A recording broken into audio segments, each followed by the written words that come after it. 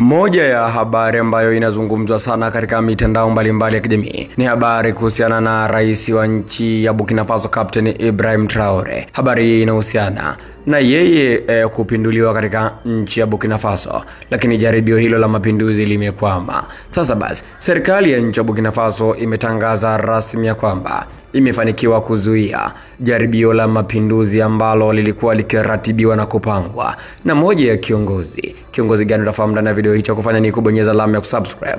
Lakini pia watu mbalimbali Burkina Faso hili wamejitokeza kwa wingi kwa ajili ya kuweza kuhamasisha kwamba Captain Ibrahim Traore ni mtu mwema. Yote hayo utafahamu ndani ya video hii. Wewe subscribe, usisahau kuacha comment yako hapo.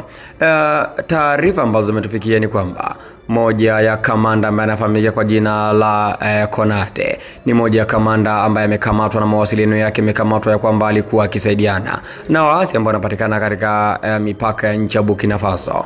Wao ndio walikuwa wakiwasiliana na Konate. Huyu ni kamanda kutoka katika serikali ya Burkina Faso. Sasa basi wakaweza kunasa mawasiliano yake na wakagundua kwamba huyo ni mwamba ambaye anataka kuisaliti serikali ya Burkina Faso. Hivyo wakamkamata na taarifa rasmi zikatoka kwa serikali ya kwamba wamezuia jaribio la mapinduzi. Hivyo raia walipopata habari hizo wakaamua na wenyewe kujitokeza kwa siku ya hii leo. Raia wengi kweli katika nchi ya Burkina Faso, kwa maana wamekutana katika mji mkuu wa Burkina Faso Ouagadougou kwa ajili ya kuweza kushinikiza kwamba Captain Ibrahim Traore ni mtu mwema kabisa, hana shida. Labda shida waje nazo wao wenyewe ambao wanataka kumpindua, lakini Traore hana shida. Maelfu kadhaa ya watu wakiandamana kuunga mkono serikali ya Burkina Faso siku chache baada ya mamlaka ya kijeshi kusema walikuwa wamegundua njama ya kuipindua serikali. Hivyo maelfu ya watu wa Burkina Faso wameungana kusapoti serikali ya kwake Captain Ibrahim Traore.